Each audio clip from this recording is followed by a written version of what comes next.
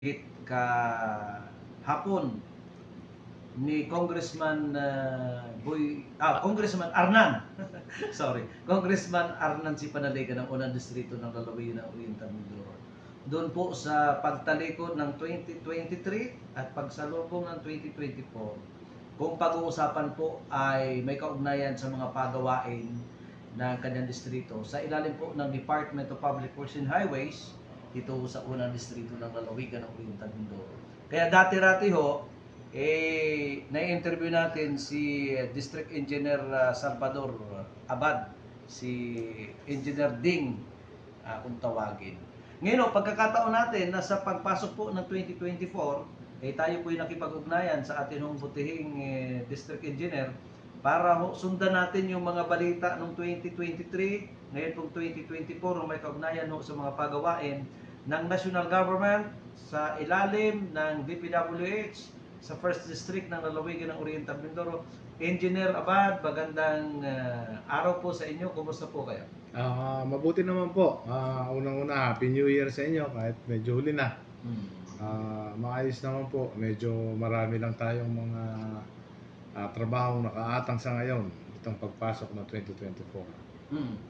Sinabi ho ni Congressman Arnan, bagaman yung figure hindi naman siguro eksakto, pero sinabi niya 2024 di hamak na mas malaki po ang budget sa unang distrito ng Lalawigan. Pwede po ba ninyo kami mabigyan ng hindi man eksakto yung pahapyaw kung gaano kalaki ho yung budget niya? Totoo po yun. Dahil po sa sipag at napakatyaga nating Congressman Arnan Panaligan, talagang trinabaho po niya lahat para madagdagan ang ating pondo pang infrastruktura dito sa unang distrito ng Mindoro Oriental District Engineering Office. Sa katunayan po, yung aming advance procurement na unang nakaano sa kanya ay nasa 1 billion mahigit lang. Sa ngayon po, nung dumating ang ating GAA, kasalukuyan po kami nasa consolidation ng mga project natin ay umaabot na sa 3.5. At nadadagdagan pa po ito sapagkat medyo may kahirapan lang po ang pagko-consolidate sapagkat kaysa hintayin namin yung galing sa regional office na consolidated na projects namin sa GAA ay kami na ang nag-scrutinize ng libro ng GAA natin for 2024. So far nakakapag-identify na kami ng around 3.5 billion na implementable ng district. At dito po sa sinasabi kong 3.5 hindi pa sakop yung mga pondo na di hamak na mas malalaki pa yung pondo na ini-implement ng regional office. Sapagkat kami po sa district, ang aming ini-implement lang ay 150 million pababa. Kaya yung mas mataas sa 150, ang mag-i-implement po nun ay regional office. Regional office, 150 pataas. pero funded pa rin ng DPWH. National. Tapos, sa ilalim ng recommendation ng district, ng congressman. Congressman, opo. Kaya magkaiba, kung titingnan natin, magkaiba yung actual na amount Opo.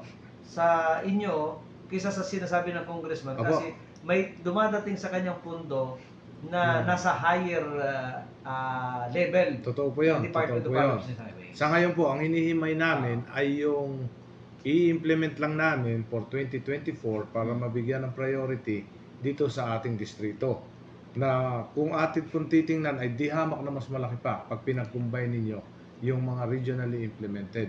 Considering na ang aming limit lamang sa district ay 150 million pababa at ang regional office ay 150 pataas. Malaki pala. So talagang mas malaki ang impact ng project natin. At sa sipag po ng ating mahal na congressman ay talaga pong expect natin na medyo malaki ang development na magagawa dito sa ating unang distrito ng Mindoro Oriental District Engineering Office. Di nakailang porsyento na nitong matapos ang 2023, umabot na ba sa 100% ang naipagawa ng mga project?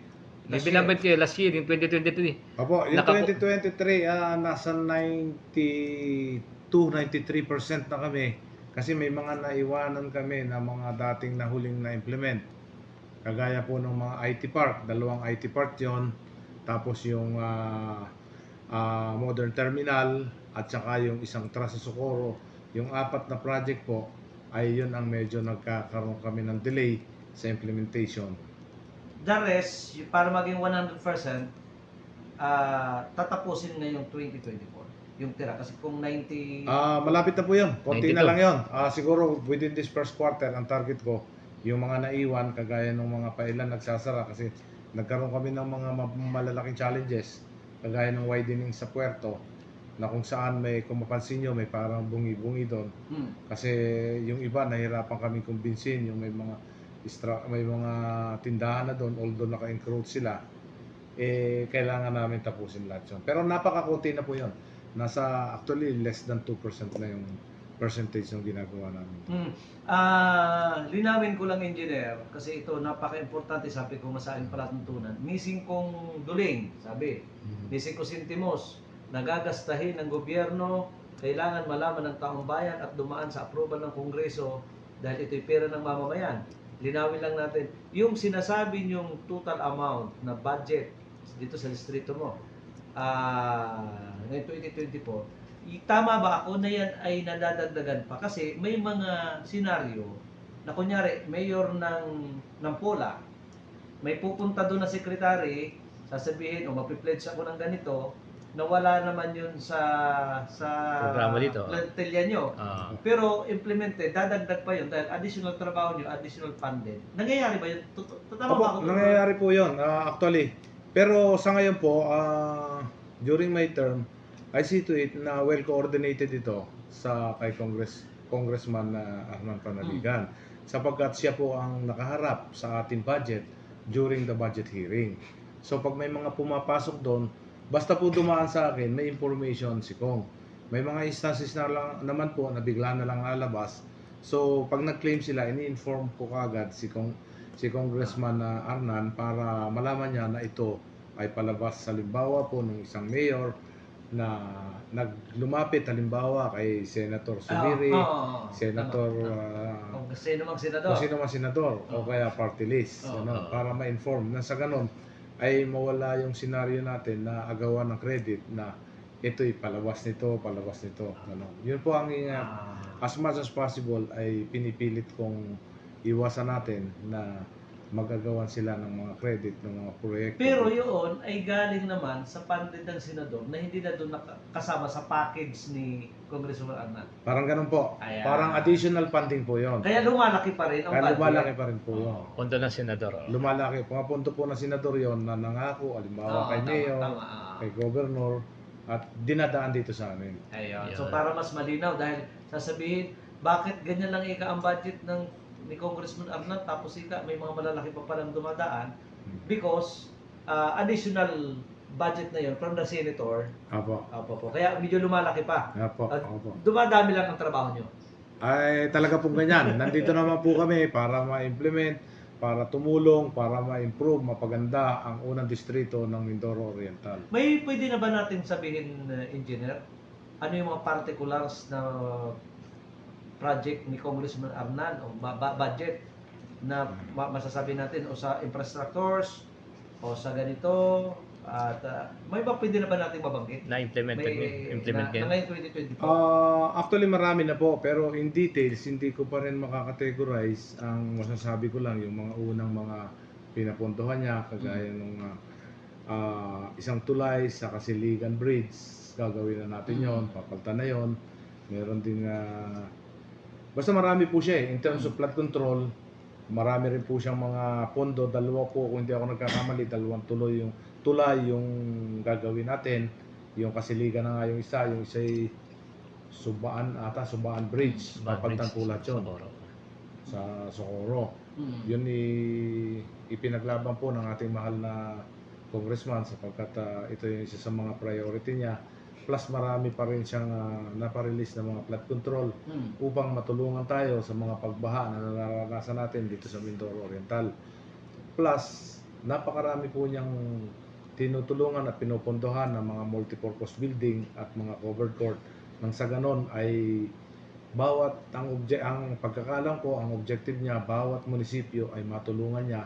Nang sa ganon ay during his term ay makita yung development hindi lamang ng Calapan City, kung hindi lahat all throughout from lahat ng bayan dito sa amin, sa atin hanggang Puerto Galera, hanggang Socorro, Victoria, Pola, San Teodoro at Baco.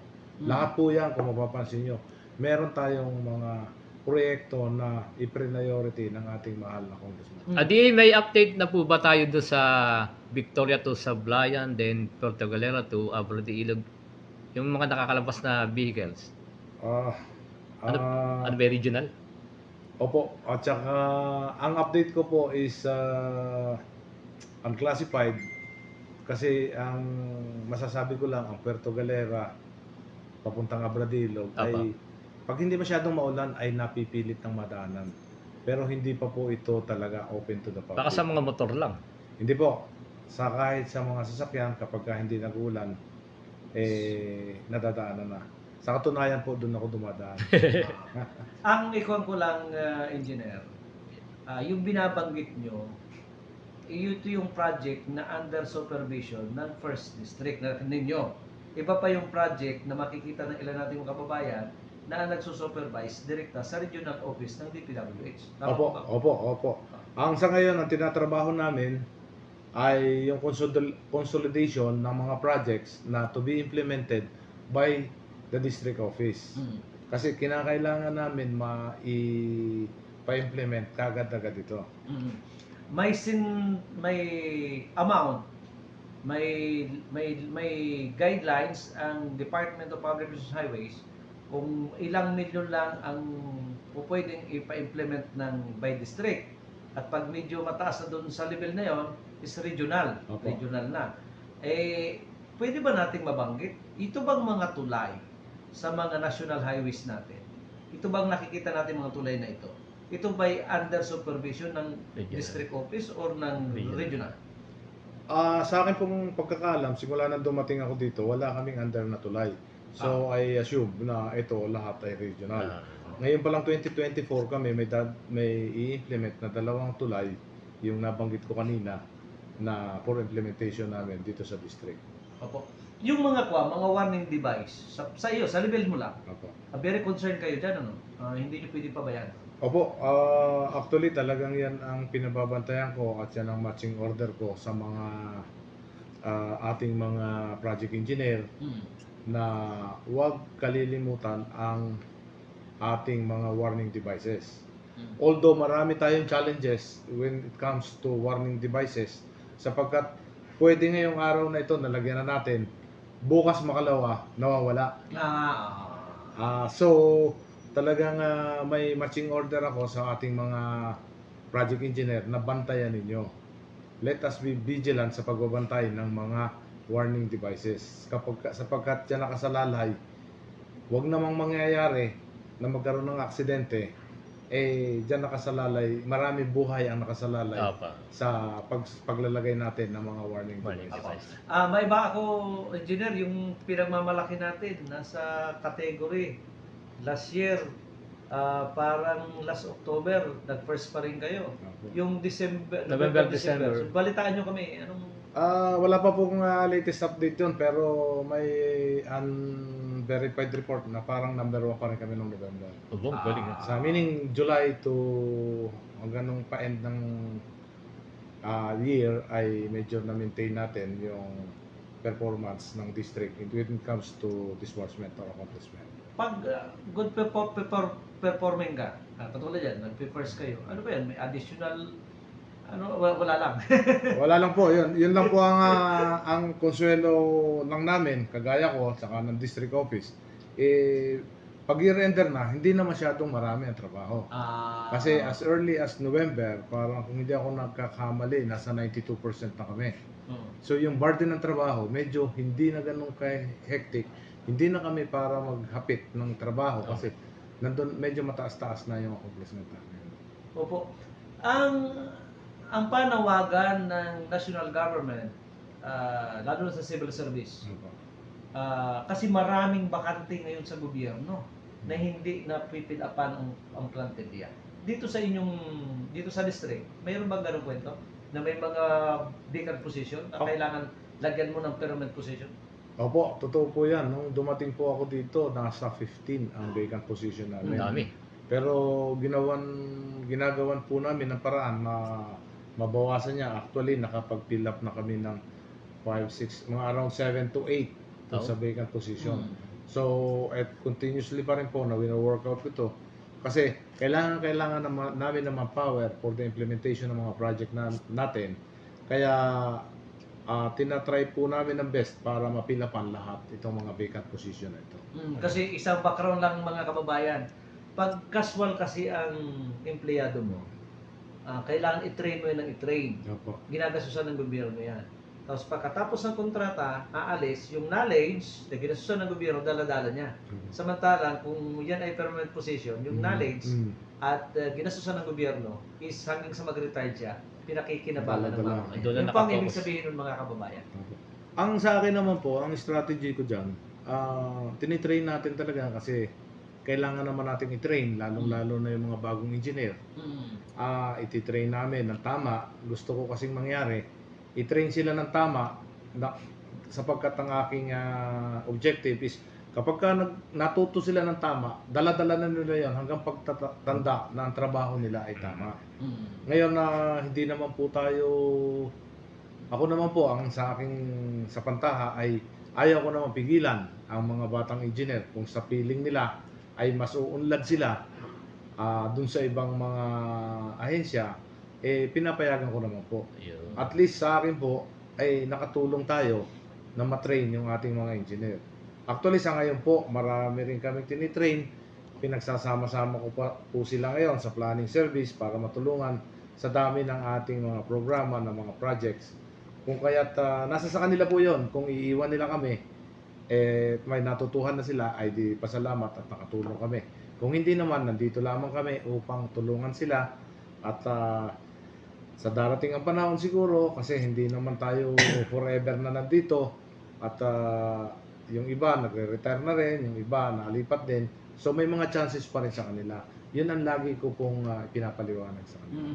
Maraming salamat Engineer Abad dahil hindi nyo kami pinagkakaitan ng mga interview, balita para sa mamamayan. Pero may Bako, may outreach program na naman daw ho kayo sa Bako. Siguro kung hindi bukas at makalawa, pwede Opo. bang counting information? Ito po Papel. naman parang outside na ng trabaho namin sa DPWH. Opo.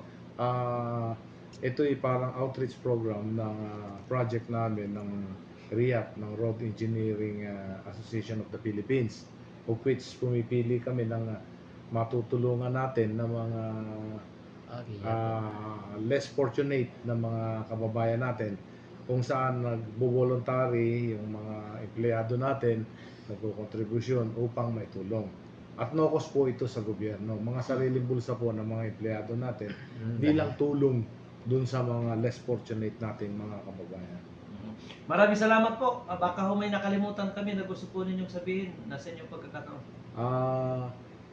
Sa akin naman po, ang gusto kong ipahatid, nandito lang kami, binabantayan natin ang lahat ng proyekto ng ating mahal na Congressman Arnan Panaligan, nang sa ganon ay ma-implement natin ito ng tama. As this early po, second week ng January ay talaga naka-full blast kami sa aming mga proyekto kung na ma-implement natin ng tama at maganda at mas mabilis. Maraming salamat po mga kababayan, si Engineer Salvador E. Abad, ang ating pong District Engineer sa 1st District ng Lalawigan ng Oriental Mindoro na nakabase dito sa lungsod ng Calapan. Kasama natin si Lino Amarillas, Elbansera para sa MIB4. Kami po ay naglilingkod sa Diyos sa Payras sa Tao. Magandang araw po sa inyong lahat.